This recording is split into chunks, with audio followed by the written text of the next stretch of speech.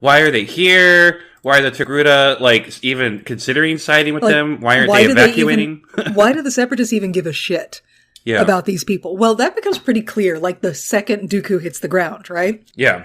Because the governor goes to meet him, and the governor's like, hi, don't want you to be here, and I'm not sure how to say that. And Dooku says, and this line was chilling, because what we know about Dooku. Mm-hmm. Dooku's like, no, it's okay. The war is super scary. We're going to give you a safe place to be. He says, I can offer your people sanctuary. A safe haven until the conflict has ended. Yeah, like a concentration camp. Yeah, in slavery. Yeah. You will be super safe in a facility somewhere. Yeah, And they do figure out that there is a Separatist commander on site. He's ready to surrender, or at least that's what he says in the message. And then Anakin doesn't have anything to say about that, right? Because it's a totally innocuous comment. The guy wasn't even talking to him. Yeah? Right? Well, yeah, okay, so I have in my notes here, this is the moment in which Obi-Wan should say, Anakin, how about you hop your ass on the ship and go get some therapy? Because Anakin gives Vader face. Yeah, he gives Vader face and gets Vader music. Yep. Zygerrian scum. I'll handle that slaver. And Ahsoka's like, oh, I don't know her. Yeah, so Anakin force snatches the comlink out of Obi-Wan's hand and crushes it. Uh-huh. Ahsoka's like, the fuck is wrong with him? How long has she been his Padawan? They've never talked about the fact that he grew up as a slave on Tatooine? I guess not. Dinar's like, what? And he runs and tries to push the button to set off all the bombs, and nothing goes off. Meanwhile, behind him, Obi-Wan has an absolute flex moment. Yeah. Which I'll admit, I loved it. Yeah, because he's a drama queen and I live for it. He uses the Force to lift 2 commando droids up into the air and then crushes them. Well, shall we discuss your surrender? Again. I love it. Okay, I liked it. I'll admit it. But there's one more bomb that they didn't know about. Yeah, so Darth Dinar's like, fuck you, slaps a bomb on the back of the tactical droid. No, the bomb was already there. Oh, the bomb was already there, that's the right. whole time. And the tactical droid's like, what the fuck? Get it off me, get it off me. That's the best part. He's, sir, how could you? Get it off. I know it. In monotone voice. Darth Dinar is aware of their incursion, so he sets loose... I know where you're going with this. His fucking hentai monster that That's he's what got it in the is. hold, apparently. And so they have to fight a tentacle monster with a big toothy maw that just happens to be vagina shaped at the middle of this creature. So that's its own level of horror. Okay, so that is a tentacled Blixus. What? It is a tentacled Blixus. They're Okay. a semi-aquatic, shell-bearing creature, most commonly found on Scarif. So, like, if you're walking along the beach on Scarif, before it gets destroyed, be careful, because these things will just fucking grab you and haul you in the water and eat you with their vagina face. They share a common genetic ancestor with the Rathtar, the Vixus, and the Sarlacc. So there you go. God, there's so many gross monsters in Star Wars. There's been a change of costume. And the party here is Anakin, Obi-Wan, Rex, and Ahsoka. And Ahsoka's all covered in a cloak. We don't know what's going on with her. But Anakin, Obi-Wan, and Rex are all wearing Zygerrian armor. And, that's nice. That's a good look. It's a good look. Rex wears it best, but that's not surprising. Yeah, but he probably works out the most. Yeah. We can study that further, I think. We can spend more time on that, yeah. If we could get Rex getting dressed to have its own show, that'd be great. Yeah. It'll be a Disney Plus ambient show. You can just have it on in the background. So he's having this conversation where he's got to be, like, really charming with the queen, and I gotta say... How can I price the beauty of this slave when I look upon the magnificence of your highness? Whose beauty would make the brightest star seem dull by comparison. He's come a long way from the I don't like sand days. Like, his banter game has evolved. Good job. Well, there's that part where, they're flirting back and forth and she walks up to him and he whispers in her ear Yeah. And suddenly whatever he said to her, she's like, oh, yes, you're my best We're gonna friend bang now. right now. And Yeah. I'm like, and I have in my notes, like, what does he say to her? Like, I really good? Like, what? Like, literally, because you're a cat person? See what he did there? Get it? Get it? Like, Yeah. what could he have possibly whispered? I have a ball with a strain on it. I have a red laser pointer. He gets obstinate, and a Zygerrian slave trader gets pissed and takes out his energy whip. Now, Steph, why does he have an energy whip? So he can whip it. Well, Whip it good. so you know how we've talked about in the past how Mandalorians have technology and battle tactics specifically to deal with Jedi? Oh, shit. Uh-huh. Yeah, that makes sense. Because the Zygerrians fucking hate Jedi. Fucking hate Jedi. So, Of course they would develop a weapon that's good for Jedi. yeah, whips are very effective against lightsabers, as we will find out later in this episode, actually. Mm-hmm. As Lux is being marched out of the chambers, shouting accusations over his shoulder, he is marched past a painting. Oh. There's a painting on the wall that was not there before in Satine's throne room. And this painting is actually pre-Vizsla's painting. The last time we saw it was back during the Duchess of Mandalore arc, when Satine is having, like, really uncomfortable cocktails with Pre-Vizsla while Obi-Wan is infiltrating some shit. Yeah. He's got a mural on his wall, which is in the style of Picasso's Guernica, but it depicts the Mandalorian victory over Jedi. That painting is on the wall in Satine's throne room. Why? Exactly. Why the hell would Satine have it? I believe it is there as foreshadowing. Oof. A, it's a foreshadow of what's going to happen on Mandalore, but also B, it's a visual hint to us of who's going to show up in this episode later. Mm-hmm. Ahsoka wakes up on board the ship. She looks out the windows, and they've landed. They're on a planet surface. She looks out. It's beautiful. It's gorgeous out there, but it's also snowy. So she gets to bundle up in the winter gear that just happened to be stored on the ship. Well, yeah, of course. And I love that her winter coat, which is clearly, it's a nice furry parka, and it's got, the hood is cut so that it fits over her montrals. Yeah. But did you notice that at the peaks of her montrals, it has little pom-poms on her hood? No. It's the cutest thing. I want one so bad. You want montrals? I want montrals so I can have a hood with little pom-poms on my horns. God, it's so cute. In this episode, at no point in this episode is the Mandalorian lieutenant, who is clearly female and is clearly voiced by Katie Sackhoff, at no point is she referred to as bo-katan, and at no point does her helmet come off. Correct. I have that in my notes. They don't even talk about that. Right. So, Katie Sackhoff is credited as playing bo-katan in this episode, but the character wasn't entirely done yet for the series. Like, her character model wasn't complete yet. That's why her helmet doesn't come off. Right. This character was originally supposed to be male and was not going to be bo-katan. But then Dave Filoni took over directing and decided that the character should be female, and it should be the first person to greet Lux when he arrives. And so this is chronologically, the first official appearance of Bo-Katan Kryze. Told you. And Bo-Katan, let us never forget, let this moment be immortalized. Forever. Little skinny, isn't she? Slaps her ass. Bo-Katan slaps Ahsoka's ass. So what is the implication there, Stephanie? I'm just glad they changed that character to female if the ass slapping was in the script to begin with. Because if that had been a dude... Oh my god. Let's not smack the teenage girl's ass. It's still not super great with it being Bo-Katan, but I do like to look forward to in the Ahsoka show. Maybe Bo-Katan shows up, and I want Ahsoka to slap her on the ass. Oh my god, that would be amazing. Right? This scene did cause is Bo-Katan a lesbian conversation? Sure. Why not? And I would like for that to be official, because I would really like for Sasha Banks' character in Mandalorian and Bo-Katan to be together.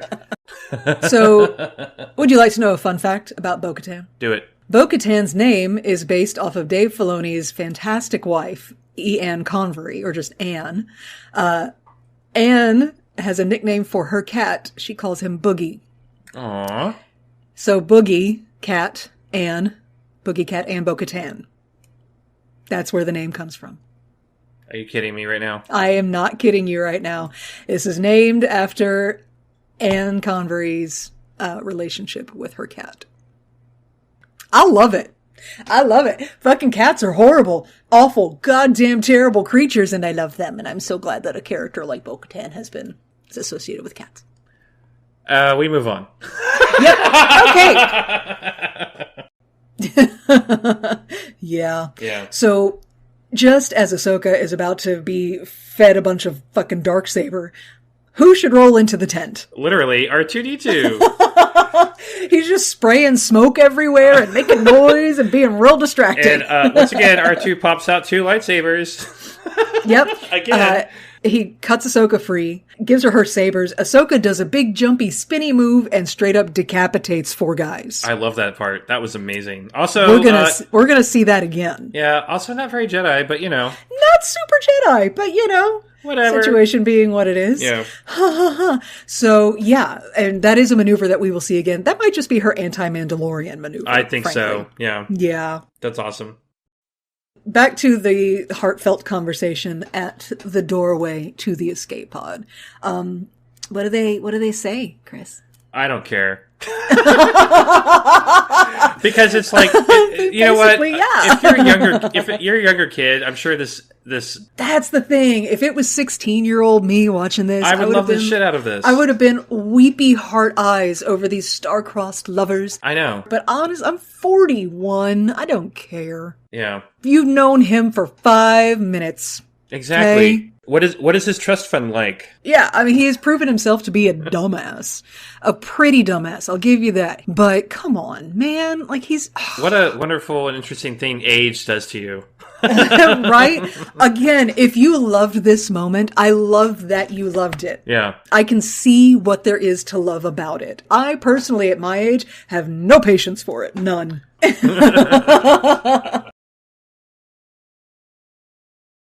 Mace Windu and Yoda open a door, they walk into a room, and oh, look! Fucking Obi-Wan Kenobi. Ugh. He looks up and says, ever so casually, "So, how was my funeral?" And here's where I would like to make a blanket statement. I love Obi-Wan Kenobi. I do. But this entire story arc buries the fucking needle on the Obi-Wan as an asshole counter.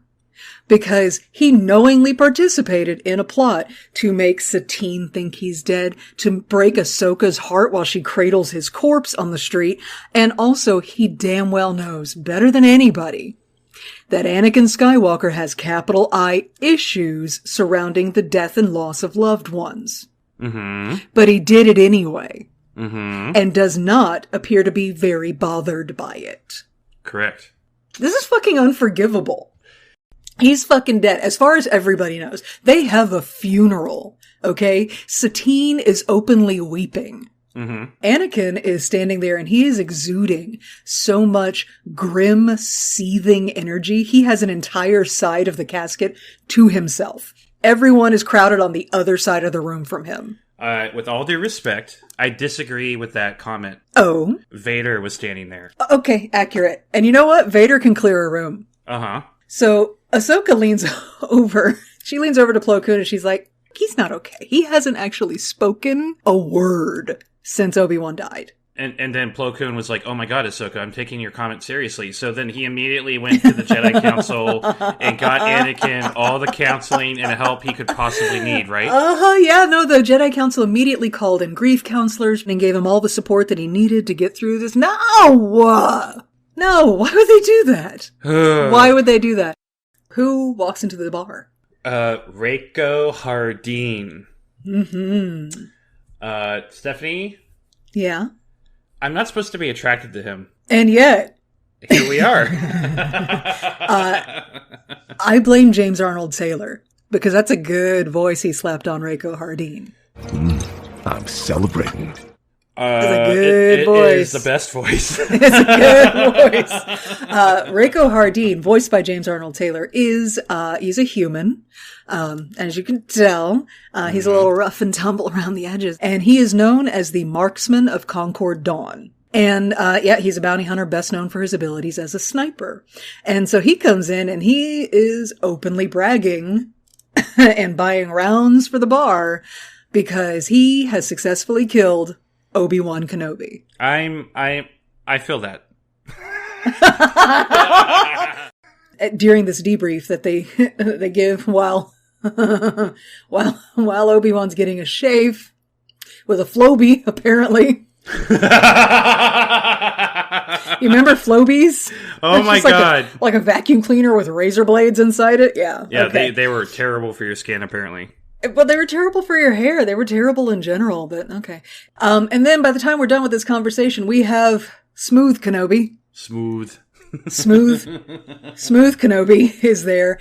They did base this full realization of beardless, hairless Kenobi on Ewan McGregor's face, because of course they did. Of course, because why would you not? Well, he has been in movies where he's had that exact facial hair or lack of and hair. I know. Yeah. I watched it on repeat in college. I'm sure you did.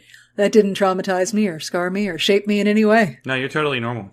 I'm a little foggy on what happens after this because my entire brain was flooded with pheromones when Cad Bane suddenly appears. Okay, so I totally forgot. You too? I totally forgot that Daddy Bane was in the building. I fucking Cad Bane. Yeah, so they're going back and forth and like Moralo Uval is like, congratulations on killing a Jedi. Yeah. And Hardeen's like, yeah, totally fucking killed a Jedi. And then we hear Cad Bane from the top bunk. Any imbecile can kill a Jedi with a lousy sniper blast. You want my respect? You do it face to face. Yeah, I know he said that, but I wasn't paying attention to what he was saying, because I was...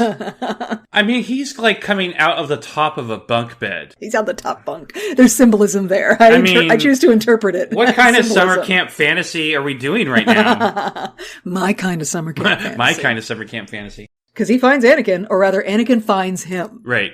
And Anakin loses his shit and tries to kill Obi-Wan? Yeah. Like he loses his shit hardcore. Like, it's not... Yes. It's not He's cute. Beating the fuck out of this guy. And we have another ding on the Anakin red flag counter, because he does beat Hardeen down and then holds up his lightsaber and says, "This is for Obi-Wan." He's going for a vengeance murder. He's gonna murder him. Yeah, this isn't detaining. We're not arresting. We're just going to fucking kill this guy. So that's nice. So question for next episode, just keep it, in our notes somewhere. Will Obi-Wan Kenobi get Anakin Skywalker some therapy, or at least mention to the Jedi Council, hey, he was going to murder me? Why are you even asking this? The answer is always no. I'm just saying. Ever, never, never, fever, ever, never, never. I'm just reinforcing my point.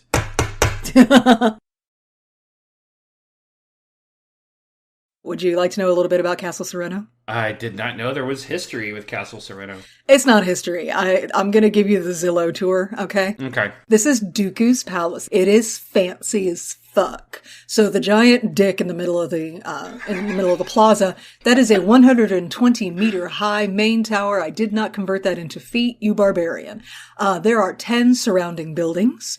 It has multiple ornamental gardens. The entire front entry is flanked by two rows of obelisks, which we've seen before because that was where Dooku was training Savage Opress. Mm-hmm. And at this stage in the war, the entire facility, home, palace, the castle is being guarded by a full complement of separatist droids, including Magna Guards. Of course. And a bonus feature that it has right now is a giant danger box in the backyard. This is an excuse to have a Hunger Games contest thing, and I'm here for it. This is totally Dooku's kink. Oh, yeah. This is what he does. He loves making people fight for the right to serve him. Right. He did it in the Tartakovsky Clone Wars. He had that giant gladiator tournament to try and find who was going to be his next apprentice. And he did that when he ended up hiring Jango. Yep. Well, I mean, look, Dooku and Palpatine love the drama, right? Yeah. And Dooku is going to put such a bougie-ass spin on it. He's going to hire some serial killer to build a box where they're going to move through it like a dungeon crawl and survive. And he's going to watch the whole thing. And I'm here for it. You know, he likes a good show, honestly. And I support that. Embo! Yay! Embo's here! We fucking love Embo! Come to find out, he is second only to Cad Bane as far as success as a bounty hunter. Embo's my favorite still. Fucking love him. And, gentle reminder, Embo is voiced by Dave Filoni, reading the Smurfs in French badly. If you want to know all the skinny on that, y'all, go back to our Bounty Hunters episode, because that is a real thing. That is Dave Filoni reading a children's book about Smurfs that's written in French badly. Yeah, and the other voice actors have to play off, would be like, exactly, whatever you said. I know. And not fucking laugh. Did you notice they stopped trying to, like, reference or explain what Embo just said? They would just respond to, he would be like, qui a coupé la fromage. And then Hardeen would be like, yeah, dude. Like, yeah, that happened, especially in this episode, that happened all through the whole That's the whole thing, and I love it. I love it, too. I love it. I'm here for it. He takes it, he hits all the shots, Moralo Eval is pissed, so he sets it up again, and now it's 2 targets. Mm-hmm. 2 targets going to be zooming all around the room, and he shoots at them. He misses one. He is about to fall down into the fire, and then what happens? Cad Bane saves him. Cad Bane saves him.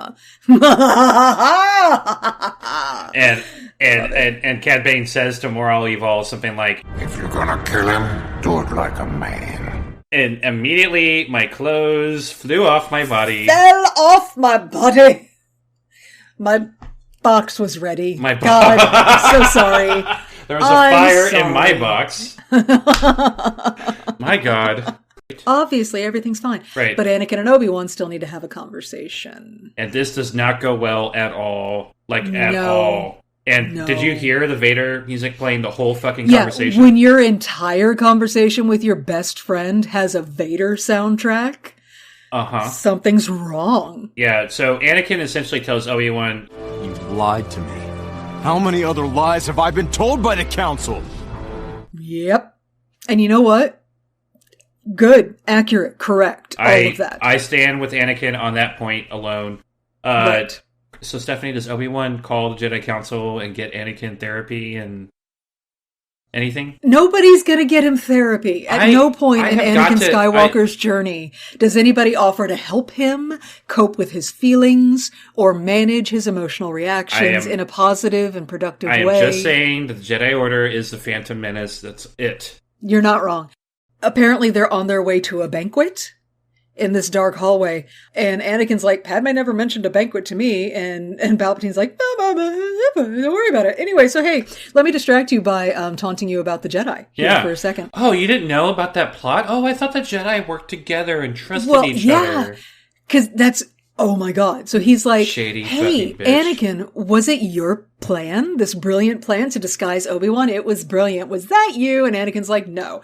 And Palpatine's like, interesting. I was under the impression the Jedi always worked as a team. Let me rub a little more salt into your wounds. I respect Palpatine so much for being a bitch like that. I can't help it. Such a shady bitch. Such a bitch, but I love it. They opened the door to the banquet hall, and who's come to dinner? Count Dooku. Count Dooku. And all I could do was look at this and go, oh, that's where Vader got the idea for the whole Cloud City thing. That's exactly what I have in my notes. It was a callback to Bespin. Yep. Yeah. Yeah. We would be honored absolutely. if you joined us for dinner. Yeah. Anyway. Like, it's not as cool when it's Vader. I'm sorry. Like, we all know you don't fucking eat, dude.